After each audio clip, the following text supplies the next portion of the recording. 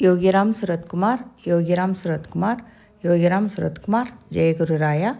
ஓம் ஸ்ரீராம ஜெயராம ஜெய ஜெய ராமா. சாதுஜி அனுபவத்தின் 5வது பகுதியை காணலாம். பாரத மாதா பற்றி நீங்கள் சொல்ல விரும்புகிறது?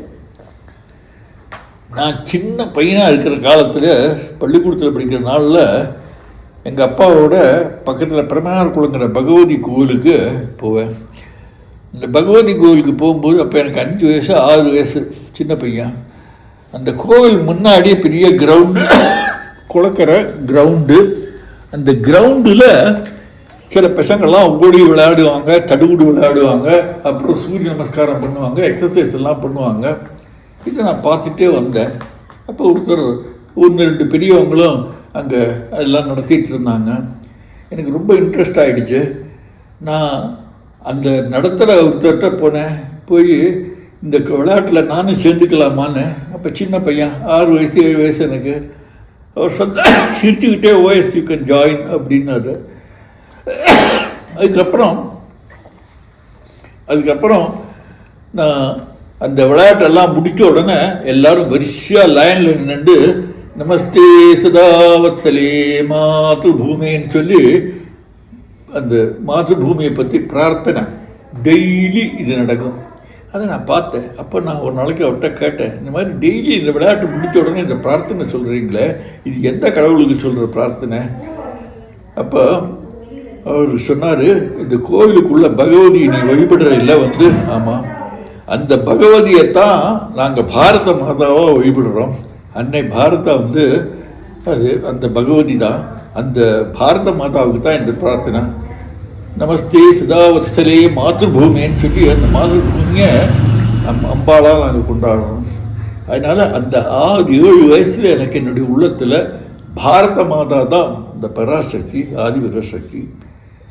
அந்த ஒரு எண்ணம் ஏற்பட்டுடுச்சு. அப்புறம் பள்ளிக்கூடத்தில் படிக்கிற நாளில் வந்தே மாதரம் பாட்டு கேட்பேன். அருமையாக பாடுவாங்க வந்தே மாதர பாட்டெல்லாம். அதெல்லாம் கேட்டு அதில் ஐ வாஸ் இன்ஸ்பயர்டு. தொமிகி துர்கா தச பிரகரணதாரிணி கமலா கமலதல விகாரிணி வாணி வித்யா தாயினின்ட்டு அந்த பாரத மாதாவை லக்ஷ்மி சரஸ்வதி காளியினுடைய அம்சம் 3 பேர் சேர்ந்தது பாரத மாதா. அது அந்த சமயத்தில் நான் சேலம் போவேன். ஒரு தடவை சேலம் போயிருந்தேன்.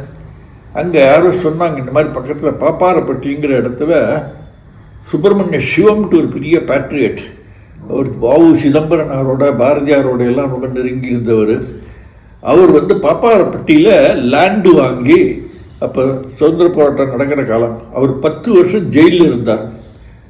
சுதந்திர போராட்டத்தில் ஈடுபட்டு ஜெயிலிருந்து வெளியில் வந்ததுக்கு பிறகு அங்கே நிலம் வாங்கி சித்தரஞ்சன் தாஸ் அரவிந்தருடைய குரு அவரை கூட்டிகிட்டு அடிக்கல் போட சொல்லி பாரத மாதாவுக்கு கோவில் கட்டணும்னு சொன்னார். ஆனால் சுதந்திர போராட்ட காலமாக இருந்ததுனால அவரால் செய்ய முடியலை. பிரிட்டிஷ் கவர்மெண்ட்டும் அதுக்கெல்லாம் அனுமதி கொடுக்கல. சுதந்திரம் கிடைச்சதுக்கு அப்புறம் கூட அவரால் அது செய்ய முடியாமல் போச்சுட்டு. நான் ஆர்எஸ்எஸில் தீவிரமாக ஈடுபட்டிருந்ததுனால எனக்கு ஒரு எண்ணம், ஏன் பாரத மாதாவுக்கு கோவில் கட்டக்கூடாது அப்படின்ட்டு. நான் ஒரு முறை ஆர்எஸ்எஸ் ஒர்க்கு, அப்புறம் விஸ்வ ஹிந்து பரிஷத்தினுடைய செக்ரட்டரியாக எல்லாம் வந்தேன். சீமியா மிஷன் செக்ரட்டரியாக எல்லாம் இருந்தேன்.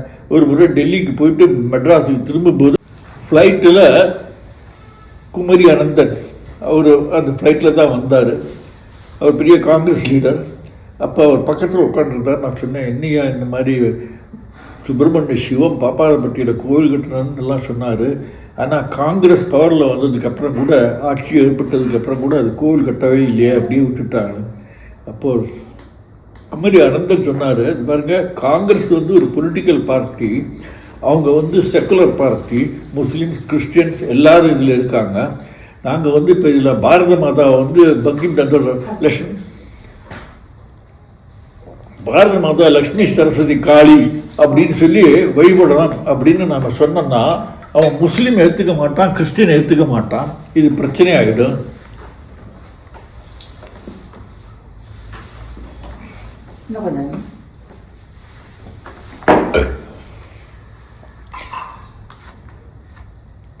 அதனால் அது பிரச்சனையாகிடும். அதனால் ஒரு செக்குலர் கவர்மெண்ட்டால் எதுவும் பண்ண முடியாது. தனிப்பட்டவங்க வேணால் யாராவது செய்யலாம், கவர்மெண்ட் எல்லாம் இன்ட்ரெஸ்ட் பண்ண முடியாது. காங்கிரஸ் பார்ட்டியும் இது இன்ட்ரெஸ்ட் எடுத்து செய்ய மாட்டாங்க. ஏன்னா காங்கிரஸ் இது செக்குலர் பார்ட்டி, அதனால அவங்க செய்ய மாட்டாங்க. அதுக்கப்புறம் ஜனசங்கம் வந்தது, பாரதிய ஜனசங், ஆர்எஸ்எஸ்னுடைய விங்கா பாரதிய ஜனசங் எல்லாம் வந்து அதில் நான் தீவிரமாக ஈடுபட்டேன். திருச்சிராப்பள்ளி அசம்பிளி கான்ஸ்டியூன்சிலேருந்து நான் கேண்டிடேட்டாக கண்டெஸ்ட் பண்ணினேன். 1963-67 எலெக்ஷனில் வாஸ் எ கேண்டிடேட். டிஎம்கேயும் காங்கிரஸையும் எதிர்த்து நான் கண்டெஸ்ட் பண்ணினேன். இப்போ அதெல்லாம் முடிச்சு வந்ததுக்கப்புறம் எனக்கு இன்னும் மனசில் இந்த பாரத மாதாவுக்கு கோவில் கட்டணுங்கிற ஒரு எண்ணம்.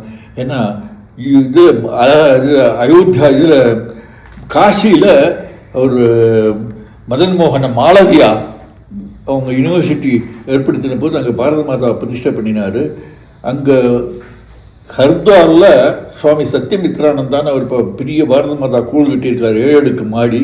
அதே மாதிரி அரவிந்த ஆசிரமத்தில் அங்கே ஆசிரமத்திலேயே ஒரு செவுத்தில் பாரத மாதா படம் எல்லாம் போட்டு எல்லாம் வச்சு அந்த மாதிரி பண்ணியிருக்காங்க. பட் ஆனால் எனக்கு அந்த பாரத மாதாவுக்கு கோவில் கட்டணும், பாரத மாதாவை லக்ஷ்மி சரஸ்வதி காளி துர்கா அம்சமாக வழிபடணும், அந்த வழிபாடு ஏற்படணுங்கிறதுக்காகத்தான் நான் இங்கே என்னுடைய மகளுடைய கல்யாணம் ஆனதுக்கப்புறம் இங்கே பெங்களூருக்கு வந்ததுக்கப்புறம் இங்கே இடம் வாங்கி இந்த இடத்துல பாரத மாதாவை பிரதிஷ்டை பண்ணி ரெகுலராக இங்கே டெய்லி உபாசன ஹோமம் பாரத மாதாவுக்கு டெய்லி 20-25 வருஷமாக பண்ணிட்டுருக்கேன். டெய்லி காலையில் உபாசன ஹோமம் பண்ணி அஷ்டோத்திரம் பாரத மாதா அஷ்டோத்திர சதநாமம் வச்சுருக்கோம். அந்த பாரத மாதா அஷ்டோத்திர சதநாமம் சொல்லி டெய்லி அர்ச்சனை எல்லாம் பண்ணுறது, வழிபாடெல்லாம் பண்ணுறது.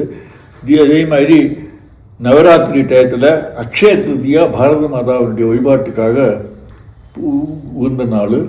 அதனால் இந்த பாரத மாதா வழிபாடு பற்றி அவங்க வாசிஷ்ட கணபதி மன்னின்னு ரமண மகர்ஷியோடு இருந்தவர், அவருடைய சிஷ்யன் கபாலி சாஸ்திரின்னு அவரெல்லாம் எழுதியிருக்கார். பாரத சக்தி மகாகாவியம் எல்லாம் எழுதியிருக்காங்க. அதனால் இந்த பாரத சக்தியை வழிபடணுங்கிற அந்த பண்பாடு கொண்டு வரணுங்கிறதுக்காகத்தான் இங்கே பாரத மாதா கோவில் ஏற்படுத்தினோம். ரெகுலராக இங்கே வழிபாடு நடந்துருக்கு. இந்த வருடம் பிரதிஷ்டை பண்ணீங்க? இங்கே பிரதிஷ்டை பண்ணியிருக்கோம் பாரத மாதா. எந்த வருடம்? 1999 வந்தேன். 2000 கன்ஸ்ட்ரக்ஷன் ஆரம்பிச்சு 2004 2004 உடுப்பி பேஜாவர் மठ சுவாமிஜி விஸ்வேச தீர்த்தர் அவரை போய் கூப்பிட்டு கேட்டேன். அவர் பெரிய மத்வ சம்பிரதாயத்தினுடைய பீடாதிபதி, ஆனால் பெரிய பக்தி. அவர் பாரத மாதாவுக்கு கோவில் கட்டினா கண்டிப்பாக நான் வரேன், அது கிருஷ்ணனுடைய சித்தம் அதுன்னு சொல்லி அவர் தான் இதை கான்சன்ட்ரேட் பண்ணினாருங்க.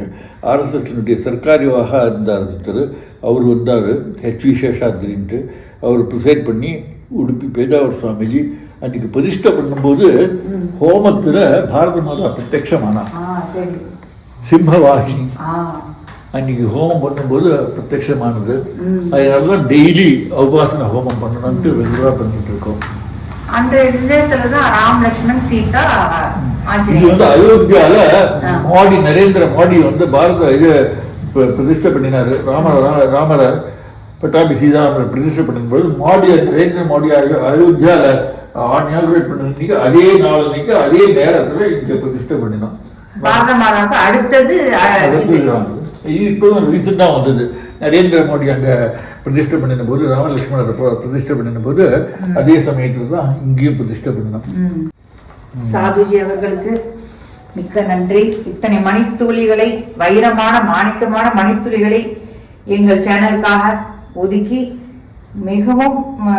எங்களுக்காக பொறுமையாக பதிலும் கூறி பகவானுடன் பயணித்த தினங்களையும் நேரத்தையும் அவருடைய வாழ்க்கை அனுபவங்களையும் ராமநாமத்தின் மகிமையும் எங்களுக்கு அளித்ததற்கு மிக்க நன்றி.